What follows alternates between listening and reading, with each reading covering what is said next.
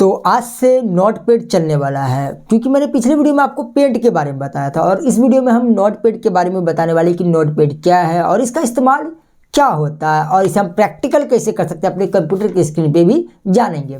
तो सबसे पहले हम जान लेते हैं कि एक्चुअल में नोटपैड होता क्या है। देखिए, नोटपैड यानी कि एक ऐसा जगह जहाँ पे हम किसी भी चीज़ को नोट कर सकते हैं। पहले के समय में क्या होता था, अगर किसी के पास कुछ आइडियाज़ होता था या कुछ और भी चीज़ें जिसे नोट करके रखना था या बाद में भूल जाए तो उसे लिख के रखना पड़ता था। तो उसके लिए नोटबुक आता था यानी कि एक डायरी होता था। तो उसमें क्या करता था, इस तरीके का डायरी होता था, देख लीजिए इस तरीके का, और इसमें लिख के वो नोट करके रख देता था। तो जो बाद में अगर कुछ काम करना पड़ता था तो उसे कर लेता था। लेकिन जब डिजिटलाइज हो चुका है, इलेक्ट्रॉनिक चीज़ें आ चुकी हैं, कंप्यूटर आ चुके हैं, तो फिर हम डायरी का इस्तेमाल क्यों करें।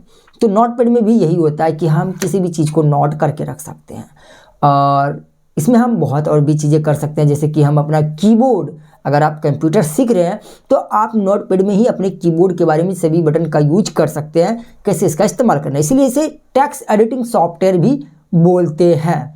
और मैं बता दूं कि इसमें आप HTML जैसे कोड भी यूज कर सकते हैं नोटपैड में और आप एक अच्छा खासा वेबसाइट भी बना सकते हैं। लेकिन वेबसाइट बनाने के लिए CSS का भी मदद लिया जाता है। लेकिन अगर आप कोडिंग करते हैं, HTML का यूज करते हैं, तो वो भी यहाँ पे आप यूज कर पाएंगे। तो हम जानने वाले नोटपैड के बारे में और नोटपैड में प्रैक्टिकल चीज़ों को देखेंगे कैसे ये क्या वर्क करता है। तो चलिए हम जानते हैं अपने कंप्यूटर के स्क्रीन पे। मैं आपको बता दूं पहले ही कि एक वीडियो में तो कवर होने वाला है नहीं, तो इसलिए मैं छोटा छोटा वीडियो आपके लिए लाता हूं ताकि आपको समझ में आए और अगर आपको ये चीज़ पता है तो आप नेक्स्ट स्टेप आगे बढ़ सकते हैं। तो चलिए वीडियो को शुरू करते हैं। हम कंप्यूटर का यूज करते हैं तो हमें ये पता होना चाहिए कि हम जो भी सॉफ्टवेयर को ओपन करें उसे हम कैसे ओपन कर सकते हैं और उसका क्या क्या तरीका हो सकता है ओपन करने के लिए। एक्चुअल में जब आप एक टीचर बन जाते हैं और वहाँ पर अगर आप किसी भी स्टूडेंट को ये बताते हैं कि हम सर्च करके नोटपैड ओपन कर सकते हैं, तो ये सभी को पता है। लेकिन और भी क्या, स्टार्ट में जाके हम कहाँ कहाँ पे इसका इस्तेमाल कर सकते हैं और कैसे सर्च कर सकते हैं, शॉर्ट तरीका भी पता होना चाहिए। तो चलिए हम जानते हैं। तो सबसे पहले यहाँ पे आप देख सकते हैं एक सर्च बॉक्स है जहाँ पे कि हम कुछ भी गलत सलत कुछ भी लिखेंगे तो वो आ जाएगा, देख सकते हैं दिस इज ए नोटपैड, और हम इस पर क्लिक किए तो ये यहाँ पे आ गया। इसे हम यहाँ से बड़ा कर देते हैं तो आप देख सकते हैं ऐसे ये जो फर्स्ट तरीका जो हर कोई यूज कर लेता है, कोई एक बच्चा सा भी आ जाए उसे भी नहीं पता नोटपैड क्या होता है तो ऐसे नोट लिख के बस सर्च कर लेगा। तो आई होप कि ये चीज़ आपको क्लियर हो गया। दूसरा है क्या, हम यहाँ पे विंडो मेनू पे आएंगे यानी कि स्टार्ट मेनू पे आएंगे। उसके बाद हम यहाँ पे देखेंगे हमारे सामने बहुत सारे ऑप्शन, ऑल ऐप पे जाएंगे और इसे धीरे से स्क्रॉल करेंगे, देख सकते हैं। स्क्रॉल करते करते नीचे आए तो यहाँ पे हमें नोटपैड मिल गया। हम यहाँ पे भी क्लिक करके ये ओपन कर सकते हैं। तो ये दो तरीका हो गया। अब जो तीसरा और लास्ट तरीका है वो क्या है, विंडो और यानी कि रन कमांड बॉक्स ओपन करेंगे और वहां पे लिखना पड़ेगा नोटपैड लिखे एंटर कर दिए।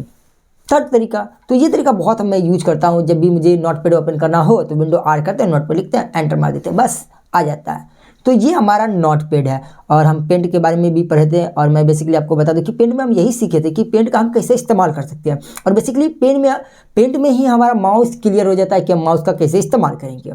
तो इसमें नोटपैड में हमारा कीबोर्ड भी क्लियर हो जाता है। तो अगर आप अच्छे से वर्क करते हैं तो आपका कीबोर्ड डेफिनेटली इसी में आपका क्लियर हो जाएगा। नहीं तो फिर आप आगे भी बढ़ सकते हैं, कोई दिक्कत नहीं, लेकिन आपको एक एक चीज़ों के बारे में सीखना बहुत ज़रूरी है। बेसिकली टाइम न लेते हुए चलिए प्रैक्टिकल चीज़ों करते हैं। सबसे पहले यहाँ पे देख सकते हैं आपका ये क्लोज बटन है जो कि मैंने पेंट में भी बताया था। ये आपका मैक्सिमाइज बटन है, ये मिनिमाइज बटन है। क्योंकि अगर एक ही चीज़ को मैं बार बार बताऊँ तो थोड़ा अच्छा नहीं होगा, मतलब टाइम ज़्यादा ले लेगा।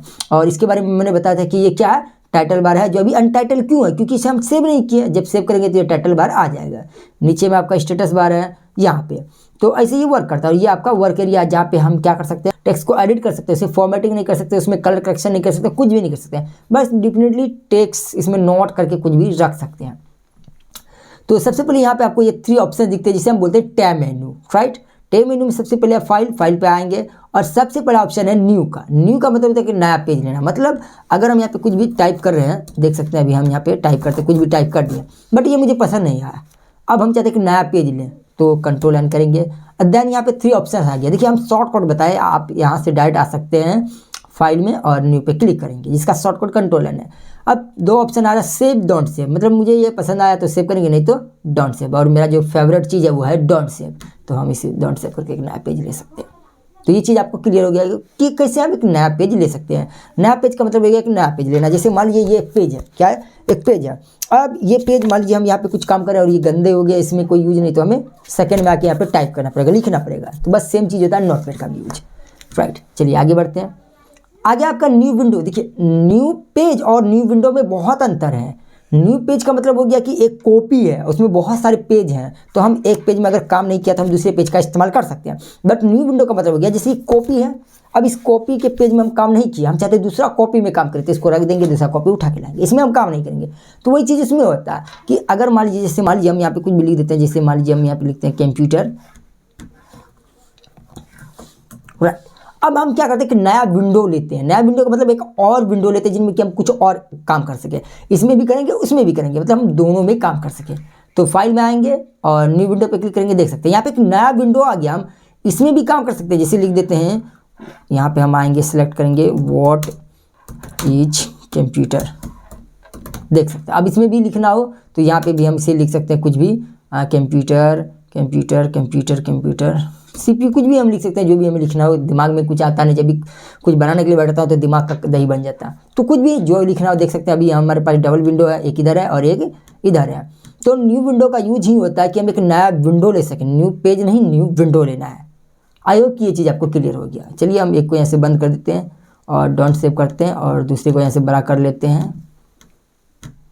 चलिए आगे बढ़ते हैं। आगे आपका ओपन, ओपन का मतलब होता है क्या, जब आप नोटपैड कभी पहले बना लिए हैं और इसे सेव करके कहीं पर रख दिए हैं, तो बेसिकली आपको क्या करना होता है कि इसमें कुछ नोट करके रखा और आपको नोट करना है, या आपका काम हो गया तो उसे सेव करके रखा, तो फिर से हमें एक बार ओपन करके देखना। तो इसे ही ओपन का काम होता है। जैसे मान लीजिए ये सेव है, अभी ओपन का भी बता देंगे, पहले सेव का बताते हैं। सेव का मतलब हो गया कोई चीज़ हम जैसे यहाँ पे लिखे हैं,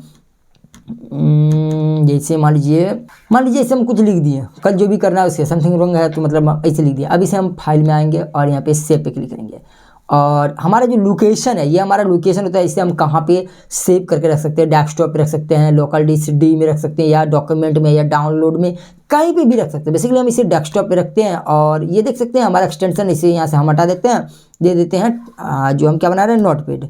तो चलिए हम नोट लिख दिए और हमारा जो एक्सटेंशन होता है .txt होता है, इसे हम डेस्कटॉप पे ही सेव कर देते हैं, देख सकते हैं। इसे हम कट कर देते हैं और अगर हम यहाँ पे देखेंगे तो अभी हमारे पास ये नोट ओपन आ चुका है। अब क्या करना होगा, चलिए हम फिर से एक बार विंडो R और नोटपैड ओपन कर लिए।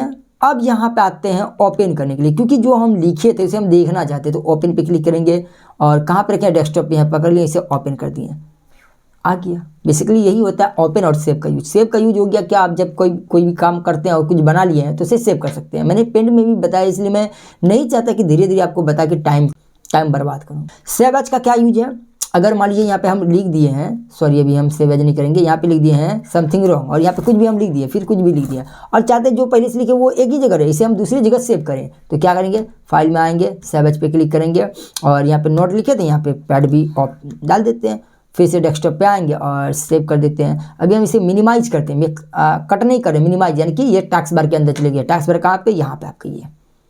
अब देखिए यहाँ पे ये दोनों ऑप्शन आ चुके हैं, देखिए एक हो गया नोट, एक हो गया नोटपैड। सेव एज का यूज देख रहे हैं, तो ऐसे हम सेव एज का यूज कर सकते हैं। तो चलिए हम आगे बढ़ते हैं और देखते हैं इसके अंदर क्या क्या है। आते हैं फाइल में, पेज सेटअप। पेज सेटअप का मतलब होता है पेज को सेटअप करना। मान लीजिए आप इसमें कुछ नोट बना के उसे प्रिंट करना चाहते हैं, तो उसके लिए आप एक पेज सेटअप कर सकते हैं। कैसे क्या करना है, जैसे A4 में लेना है, कुछ भी ले सकते हैं। देखिए यहाँ पे A4 में बहुत सारा पेपर का साइज है, इसे हम ले सकते हैं। शॉर्ट्स दे सकते हैं, कुछ भी। ये प्रोटेक्ट में इसको लैंडस्केप में भी ला सकते हैं। यहाँ से हम अपना मार्जिन दे सकते हैं। ये हमारा प्रीव्यू है, जो भी हम यहाँ पे काम करेंगे। जैसे मान लीजिए हमें ये 8.4 चाहिए, देखिए ये यहाँ पे कुछ ना कुछ चेंज हो रहा है। देखिए अभी ये चाहिए, देखिए ये कितना हमें प्रिंट आउट करके देगा, ये चीज़ हमें यहाँ पे शो कर रहा है, तो इसे हम यहाँ से कैंसिल कर देते हैं। तो आई होप कि ये चीज़ क्लियर हो गया होगा। चलिए आगे बढ़ते हैं।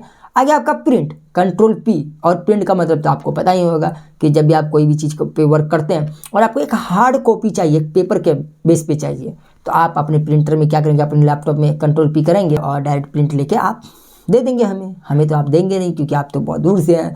तो उसके बाद एग्जिस्ट है। एग्जिस्ट का मतलब तो आपको पता ही होगा, दबाएंगे और बाहर आ जाएंगे। देखिए अभी देख लेते हैं, बहुत होशियार हैं आप लोग। तो इस वीडियो में इतना ही, क्योंकि अगर एक ही वीडियो में हम कवर करेंगे तो बहुत ज़्यादा लंबा वीडियो हो जाएगा और मैं नहीं चाहता आप बोर हो के यहाँ से जाएँ।